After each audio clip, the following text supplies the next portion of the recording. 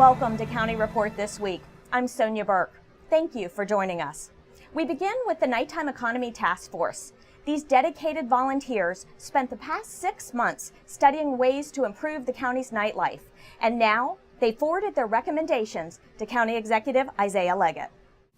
This is an action plan. An action plan the 19-member task force developed over 6 months to strengthen the county's nighttime economy for residents and visitors in a variety of ways, from improving arts and entertainment offerings throughout the county to making it easier for businesses to locate here. The final report includes 32 such recommendations. One of the ideas is to create a concierge service that promotes customer service. The thrust here was to make it easier for businesses that want to locate in Montgomery County, and especially businesses that are nighttime economy businesses, to make it easier for them to get here, to start their businesses, and to successfully operate. Already, county officials report the task force's work is inspiring change. We've already started recommending that some of the items in the report move forward now. So we're talking about modifying some of the restaurant licenses, creating a license that maybe is more like a tavern license, or allow people to have entertainment late night. Other suggestions include amending the noise ordinance, encouraging more housing options, expanding the frequency of late-night transit service, creating more urban parks guidelines, expanding the Safe Ride program to all weekends, and increasing funding for business improvement districts. The goal? To make the county more attractive as a destination. People have said to make Montgomery County more hip. Well, we'll accept that. I don't think that that's a bad term. But for us, hip means an awful lot of things. More attractive to live, to work, to play, to raise a family, and for all ages. I got to say to the task force, you guys really rocked it. You can find out more about the task force's final report online. Hundreds of people attended the grand opening ceremony of the Wheaton Volunteer Rescue Squad. The new state-of-the-art 29,000 square foot facility will even house a community hall. Lorna Virgili has the details. A truck was pushed into the station, opening the doors to the newly built Wheaton Volunteer Rescue Squad headquarters in the corner of Georgia and Acola Avenue. This station will strengthen emergency services and resources to residents in the Wheaton area and to all residents in Montgomery County who rely upon prompt response of our highly trained fire rescue personnel to their emergencies. This is a great day for Montgomery County Fire and Rescue and the Wheaton community. This station represents a long tradition of the collaborative public-private team effort that serves our community so well. The groundbreaking was 16 months ago, and the station is now the fourth opened in the last 7 years. We've completed the project. We've completed it for a community that well deserved it. If you look back over the last few years, we've built a large number of fire stations, built a large number of police stations, because our reflection of what it means to have the public safety that this community needs. We've increased substantially our police force, and we're increasing the size of our fire and rescue services as well. Stations, equipment, and personnel in the locations most needed to reduce response time. But this firehouse is also part of the $68 million invested by the county to revitalize Wheaton. Wheaton has been waiting quite a bit for some incredible enhancements, and this is one of those days where I feel very confident that we are on our way. It is so good to see this station finally here and open in the size and with the equipment and the technology that allows it to be a fully modern station and to have the capacity to increase the number of calls that it can make. Just this calendar year, the members of the Wheaton Volunteer Rescue Squad responded to 10,600 runs. In Wheaton, for County Report This Week, I'm Lorna Virgili. Topping the Montgomery County Council's agenda this week, the sixth in a series of updates on remediation work at the Silver Spring Transit Center. This latest report has all repairs except for the latex modified concrete overlay completed this winter.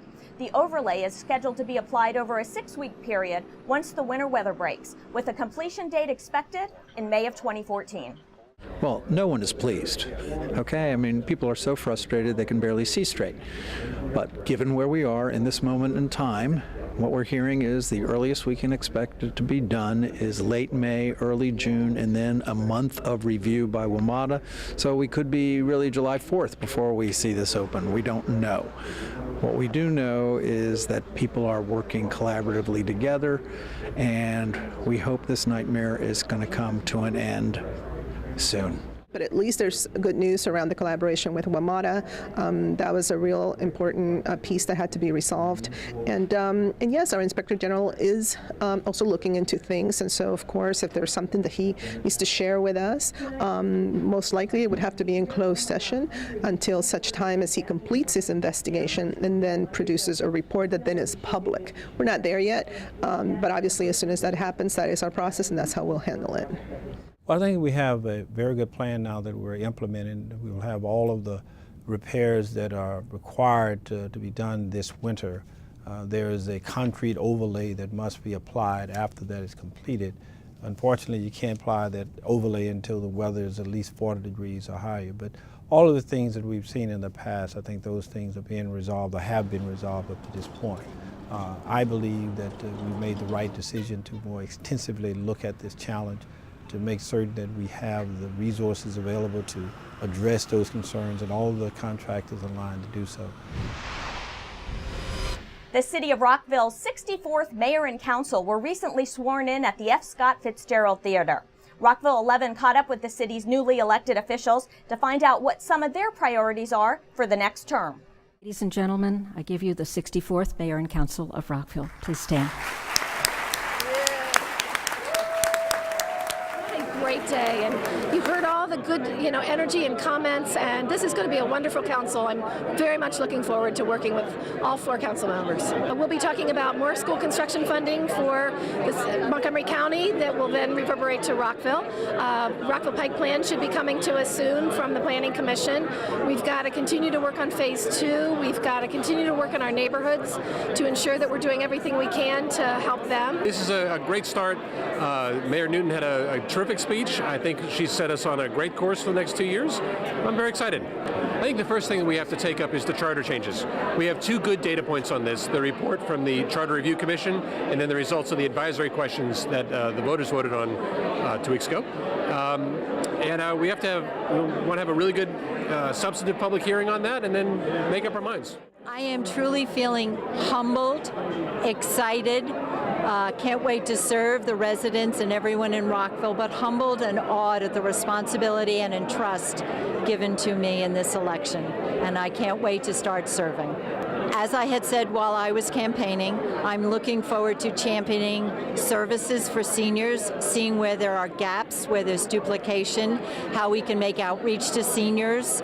Another thing that I'm concerned about and want to make sure is that we have sustainable budgets, not just for today, but for tomorrow and the next several years. I am very excited and very happy that today has finally come. It was a long campaign, but now the real work begins, and I'm very much looking forward to serving the people of Rockville. I think there's going to be a number of important issues that are going to come before the mayor and council this time in terms of the Rockville Pike Plan and having a good vision for that, but there's some new initiatives that I hope that we'll address, including around environmental issues and in terms of services as well for residents. Well, there's a little unrest in the city, and I want people to come together from all neighborhoods, and I'm the first African American woman to be elected, so I want people to look at the city for the diversity that we have here. When you have an election of so many new council members, there's always those items that didn't quite get completed, and that's going to be my first priority, seeing what's on the plate to look at right away. This is our opportunity, and together we will do great things. Thank you.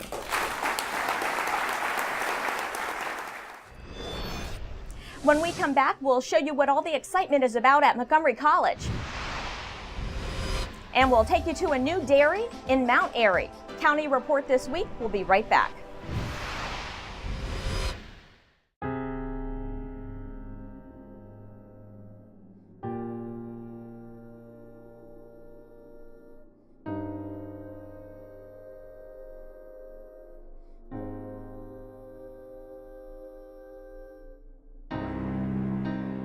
There's a reason why area law enforcement are out enforcing pedestrian and traffic safety laws and preventing killer pedestrian crashes.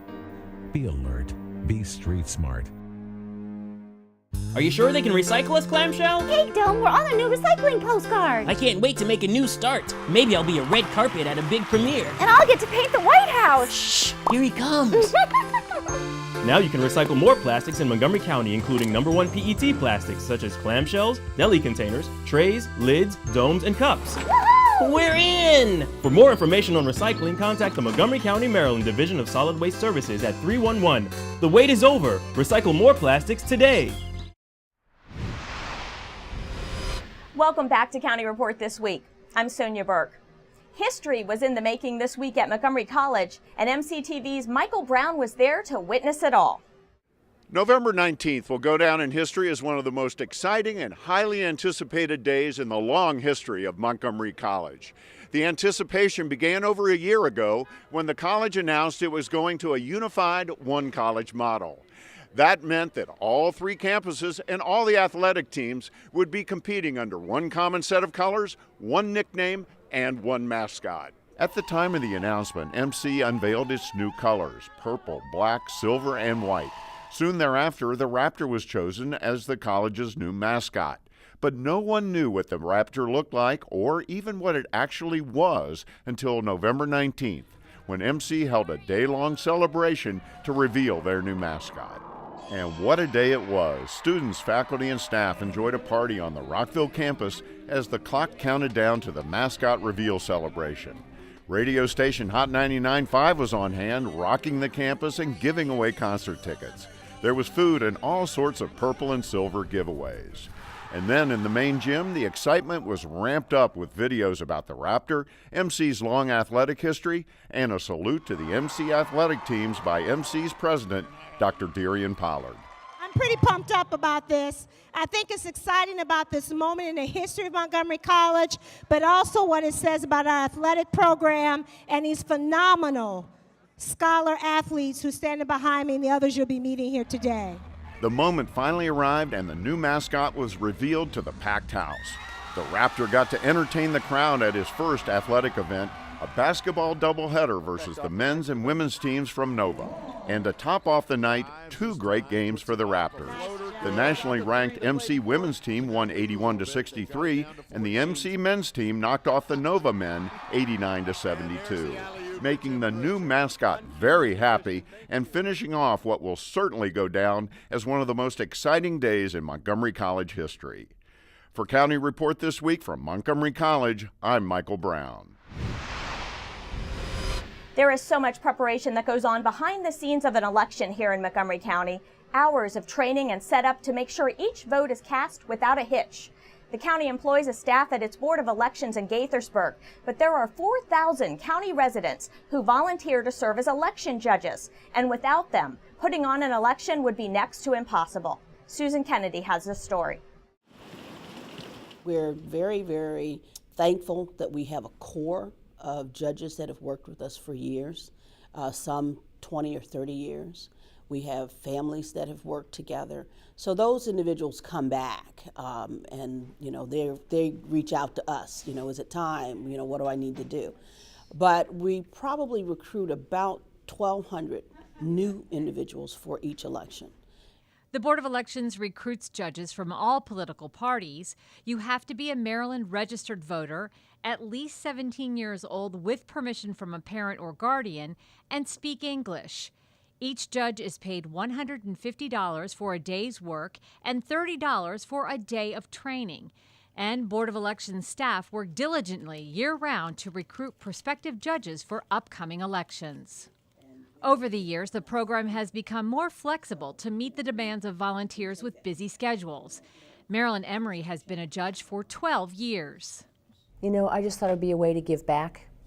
I think it's important for folks to volunteer and be part of the community, and I thought, it's one day every 2 years or every 4 years, depending on how often you work the elections, and I thought it was just something that I could do. We sincerely appreciate your service and thank you for your outstanding commitment to the citizens of our county. Recently, the County Council recognized the election judges for their efforts in a proclamation. Wood says that expression of appreciation meant a lot. 4,000 people are serving 650,000 Montgomery County voters. Unfortunately, most of the voters, I don't think are aware of what goes into the election. You know, they don't know how much time and effort. Just put it in here? Put it in there. All right. And so it was really encouraging to have the council say, you know, we recognize what you're doing, and they're the ones that are going sort of above and beyond. The Board of Elections is currently recruiting election judges for next year's gubernatorial primary and general elections, which will be held on June 24th and November 4th. If you're interested in becoming a judge, visit the Election Board's website. Montgomery County is home to the first new dairy in 60 years. Woodburn Creamery is open for business with a retail operation of fresh, local, and non-homogenized cream products in a sustainable farm that's part of the county's agricultural reserve. Montgomery County Executive Isaiah Leggett was on hand for the grand opening of the creamery at Rockville Orchard in Mount Airy. We have 93,000 acres in the ag reserve. But in order for us to maintain that, to increase that in the future, we need that next generation to come up with innovative and creative ways in which to sustain it. And this provides us with that opportunity to do so. Given our rich history, given the hard work and leadership that we provided, given the incentives from the state and everywhere else to make this happen, I think we found a model that really we can follow through on and make certain that we sustain farming for years and years to come. Woodburn Creamery is the first all-pasture robotic milking facility in North America. For now, they're bottling milk and preparing cheese. Eventually, they'll produce yogurt and ice cream. The new state-of-the-art Equipment, Maintenance, and Transit Operations Center recently opened in Montgomery County. Tom Pogue joins us with more details in this transportation update. Hi, I'm Tom Pogue, Community Relations Manager for the Department of Transportation. Here's an update from Montgomery County. County Executive Leggett recently celebrated the opening of the new Equipment, Maintenance, and Transit Operations Center in Rockville.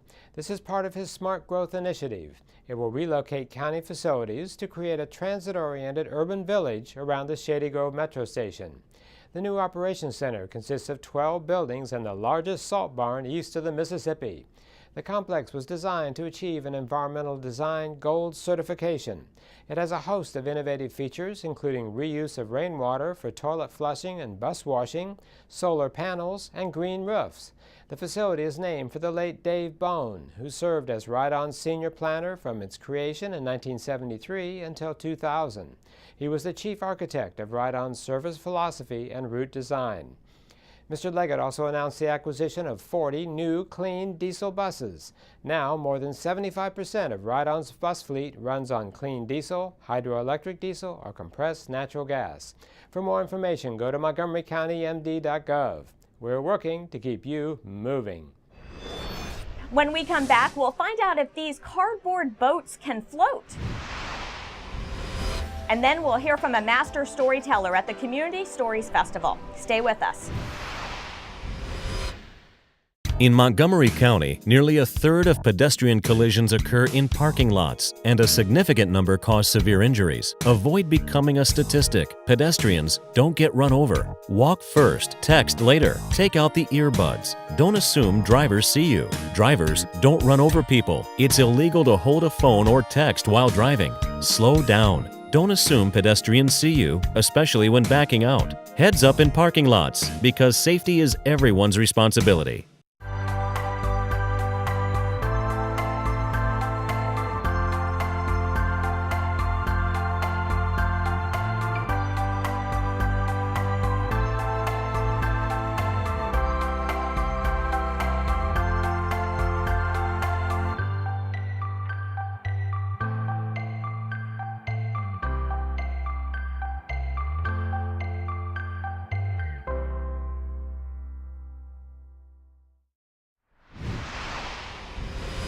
Welcome back to County Report This Week. I'm Sonya Burke.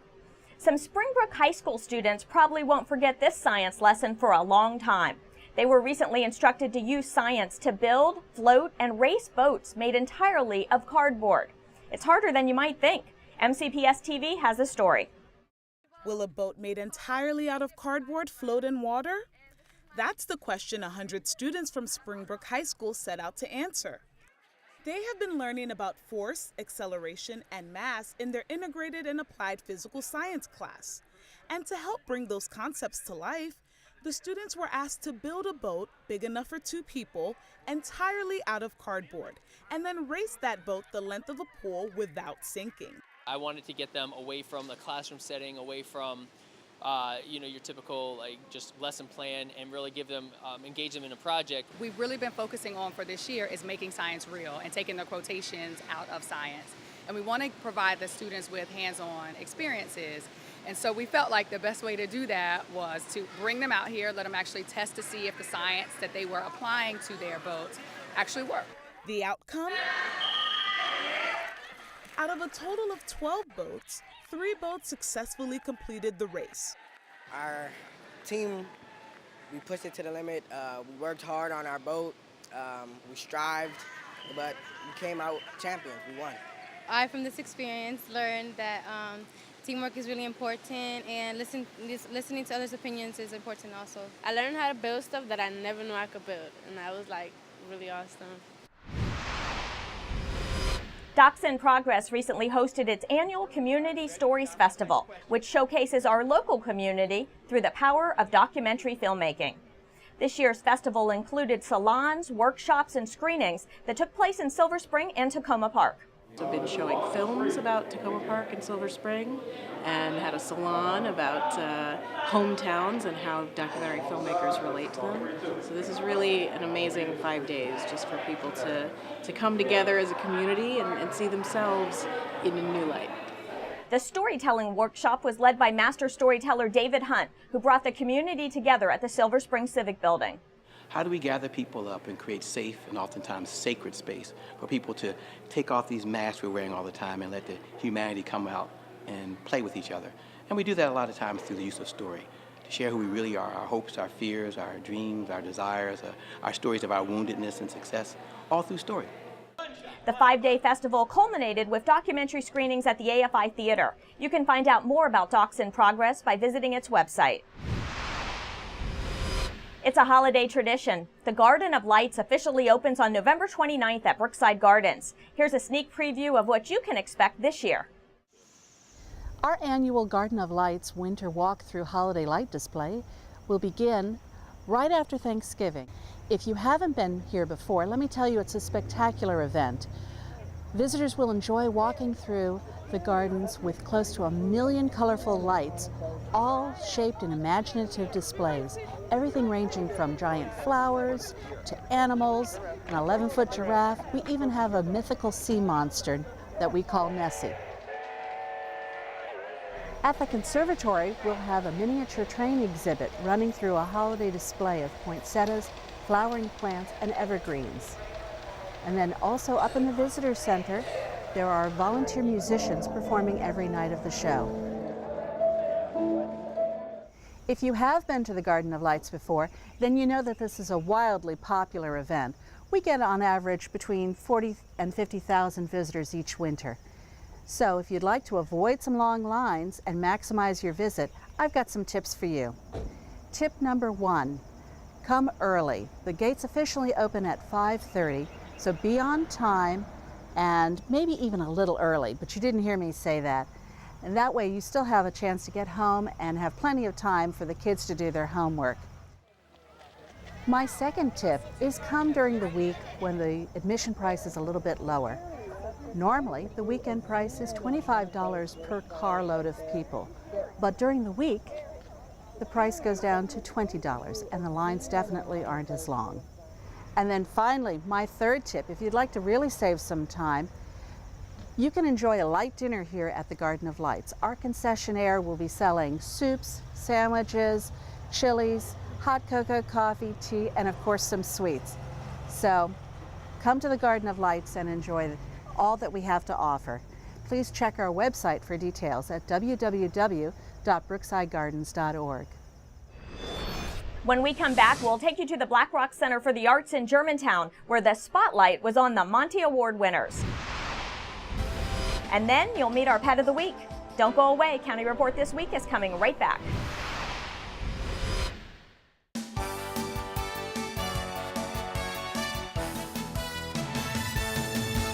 Now's a great time to register for Montgomery College's spring semester classes to make sure you get the classes you want when you want them.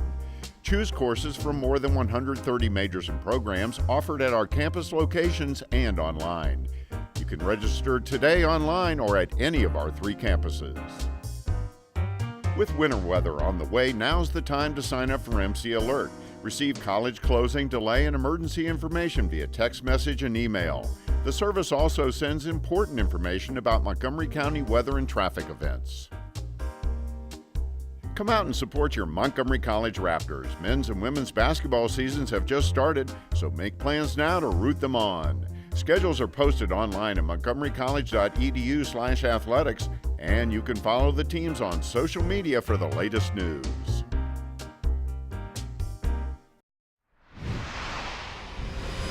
Welcome back to County Report This Week. I'm Sonya Burke. The 28th Annual Monty Awards attracted a big crowd to the Black Rock Center for the Arts in Germantown. This year's theme, A Night in the Spotlight.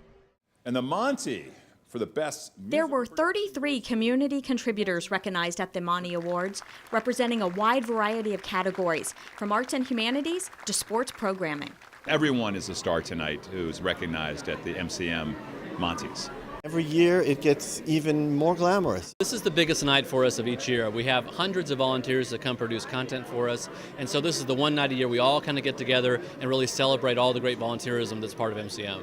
Volunteer Jerry Simon picked up one of the night's biggest awards, the Bill Randolph Award, which recognizes a volunteer with the most service hours in the past year. Also, MCM's executive director presented the Bruce Adams Award to Monica Costa for her dedication to community service. Another new award this year, the Monty for most popular blog on the MyMC Media website. Photographer Phil Fabrizio walked away with that trophy for his post about the Quince Orchard High School football team. It's a great evening out, and it's just nice to watch and learn what people really do and how they utilize MCM to take advantage of their skills and really highlight what their love is. MCM's Emmy Awards, essentially, and it's like the best event. This is the night that we put all of our volunteers in the spotlight. It's really important to honor the good work that our volunteers are doing for the PEG channels here in Montgomery County, and I was just happy to be here and help celebrate. For all of us that volunteer, this is the Academy Awards. This is it, and tonight the categories were so special, and the winners absolutely deserved it. I congratulate each and every winner tonight. You can find a complete list of all the winners on the MyMC Media website, and look for the awards ceremony broadcast on Access 19 and Montgomery Channel 21 in the near future. It's time to introduce you to our Pet of the Week. Kathy Stanhope joins us now from the Humane Society with a beagle named Sam. Hi, this is Kathy Stanhope with your Pet of the Week at the Montgomery County Humane Society. And this week we are here with a wonderful guy. This is Sam. He is possibly the world's sweetest beagle. He's just about 8 years old, and he's really looking for a forever home. I understand that he's tolerant of other dogs, but there's a good chance that he might like being the only dog in the house. I don't know how he is with cats, but he's probably good with kids because beagles are very, very tolerant of kids and very good-natured. He's a sweetheart. He's a neutered male. He loves long walks. He probably would like to cuddle up on your lap, too. He wanted to get on my lap when he first met me, but when I said down, he got right down. He's very, very calm and very sweet. In fact, this would be a wonderful dog if you have an elderly parent or a grandparent that's looking for a companion. This would be the dog for that situation. He's just so calm and nice, and all he wants is an occasional walk and a more than occasional belly rub. He's a great dog. Come visit Sam at the Montgomery County Humane Society off Goody Drive in Rockville, or visit us on the web at www.mchumane.org, or give us a call at 240-773-5960. Sam would love to go home with you. With that, we close this edition of County Report This Week. We invite you to check out our open data site where you can review and analyze all sorts of raw data, from county employee salaries to restaurant inspection reports. Check it out at data.montgomerycountymd.gov. We'd also like for you to like us on Facebook. Join us again at this time every week for a look at what's going on inside Montgomery County. I'm Sonya Burke. Thank you for watching.